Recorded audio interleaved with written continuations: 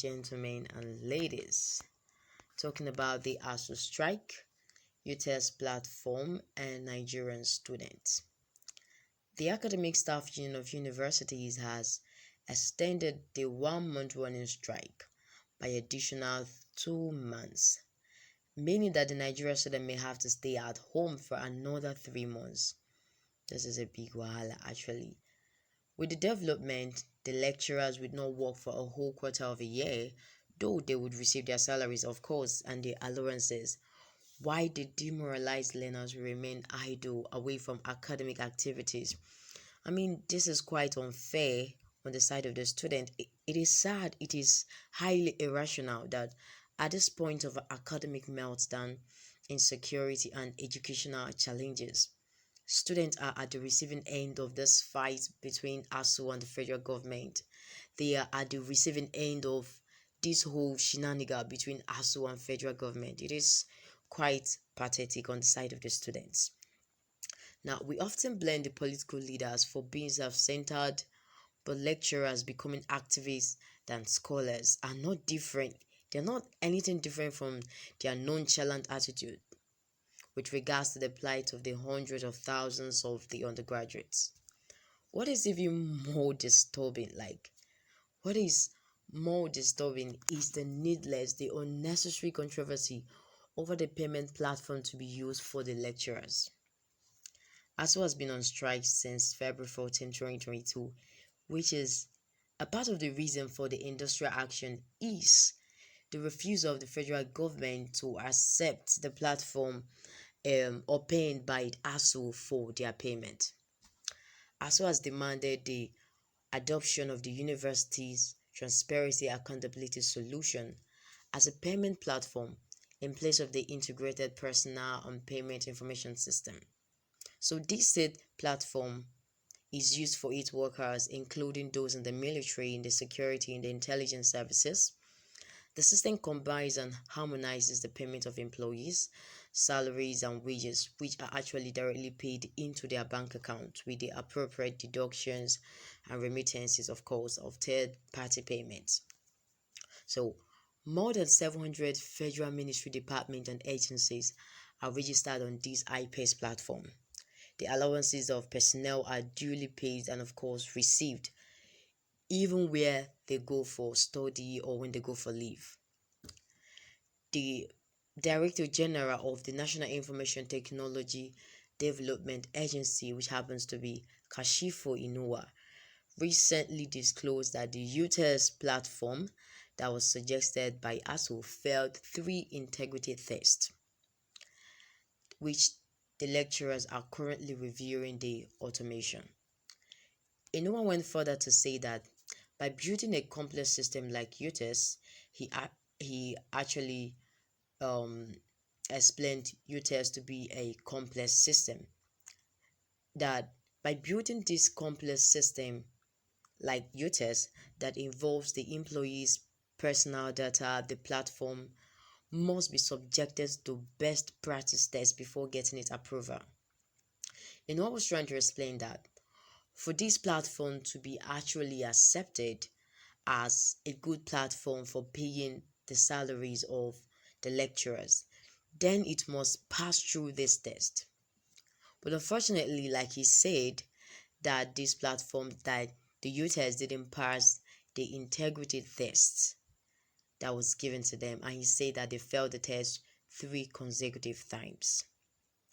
So the DG added as well that the National Information Technology Development Agency conducted a user acceptance test, a vulnerability test to check for the possibility of hacking, all right, and also a stress test to prevent the system from crashing. They went further to say again that we did 3 tests with them and the system couldn't pass it. The utas platform, the utas system couldn't pass the 3 integrity tests that was given to them. He went further to say that they wrote the report and also submitted it to the Honorable Minister, which he forwarded to the relevant institutions, including the ASU. And now ASU is trying to fix issues we highlighted. which we're going to reveal again. And this is actually the sayings of Inua. Reacting to the sayings of Inua, the Asuu president Emmanuel Osodeke denied it that the utas didn't fail any integrity test. He went further to say that the integrity test was carried out by the National Information Technology Development Agency on the August 10, 2021 at the National Universities Commission. Relevant government agencies and all the end users in the university system were present. And he said that at the end of the exercise, all without exception of anyone expressed satisfaction with the UTES as a suitable platform for salary payment in our universities. This was attested to by the National Information Technology Development Agency to the effort that UTES scored 85% in user acceptance tests.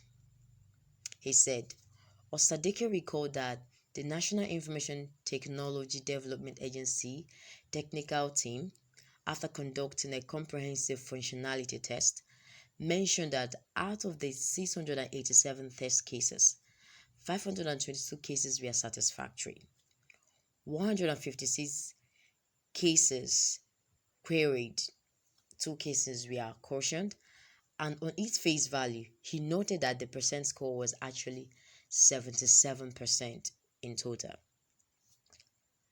And I was a bit curious by the arguments of the Asuu president, a professor who insisted that 77% in a known fair evaluation system cannot be categorized as a failure.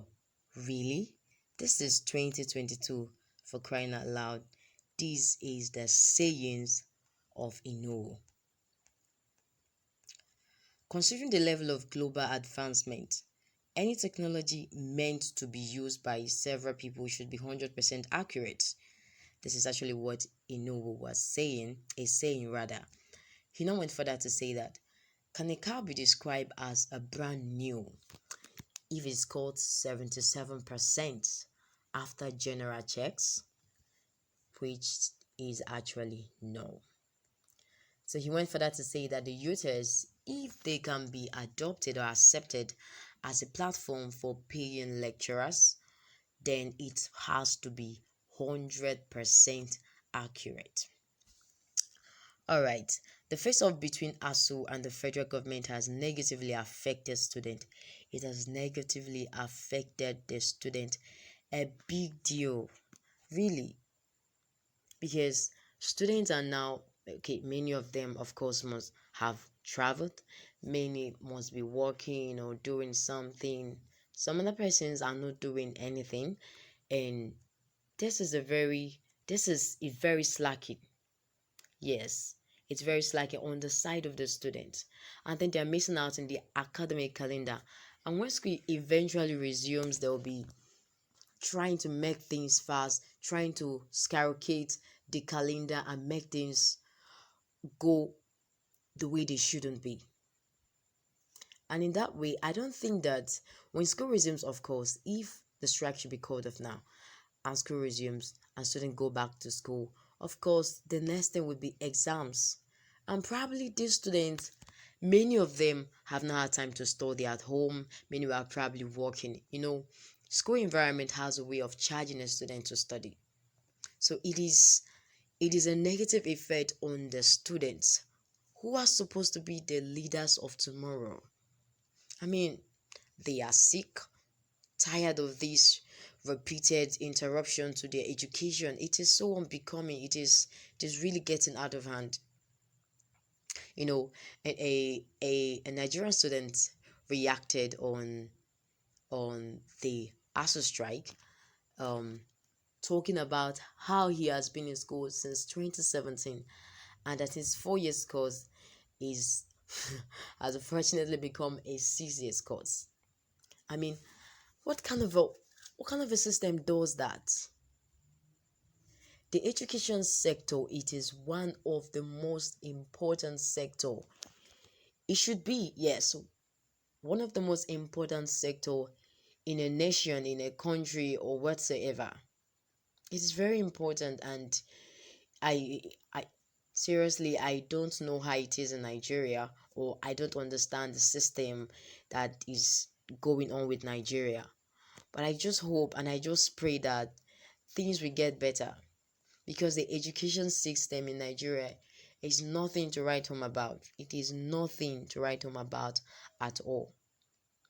Of course, the students are tired, they are sick, they are tired of this repeated interruption to their education, and they are eager to return to their classrooms. The amount of money ASU is demanding is contained in the 2020 Memorandum of Action.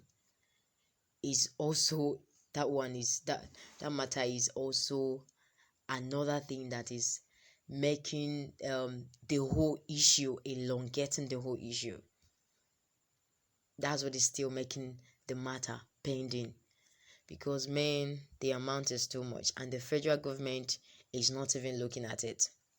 Well, I pray and hope that the government and us will finally meet at a common ground, all right, to end this whole thing. I see this whole thing is, it's just like a game, really, just like a game. So I pray and I really hope that the government and us will actually finally come to meet at a common ground to end this current convulsion, like this whole thing, come to end it. And the truth is that there is a saying that when two elephants fight, that the grass gets trampled. So even as ASU and federal government is playing this whole game and all of that, unfortunately, it is the students who are on the receiving side, and it is the students who are suffering it the more and even the most. So I pray and I hope that there will be an agreement, that the federal government and us will actually come to a common ground to agree on how to save the Nigerian education system. And that is it. All right, people of Nigeria. Okay, what is your take on this? What do you think about this? What do you think about this whole thing going on with the Nigeria government and ASU? What's your take? Do you think Nigeria doesn't have the money to pay ASU? I don't understand really. Do you think that the Nigerian government doesn't have the money to pay ASU, so that is why they have not paid them for a very long time, or they have not been paying them for a very long time, and the thing has accumulated to this particular amount? Or do you think that ASU is demanding so much? Okay, what is really the problem? Like, what is the problem of Nigeria's system of education? Man, it is so bastardized. Our system is so bastardized, and I just hope and pray that God will really come to our aid and help us. All right, thank you very much for your time. I urge you to keep following, to keep sharing, liking, and I'm so much interested in your comments. So I urge you to keep doing all of that, and I believe that the good Lord will keep blessing you. All right, thank you very much. Keep having a good time.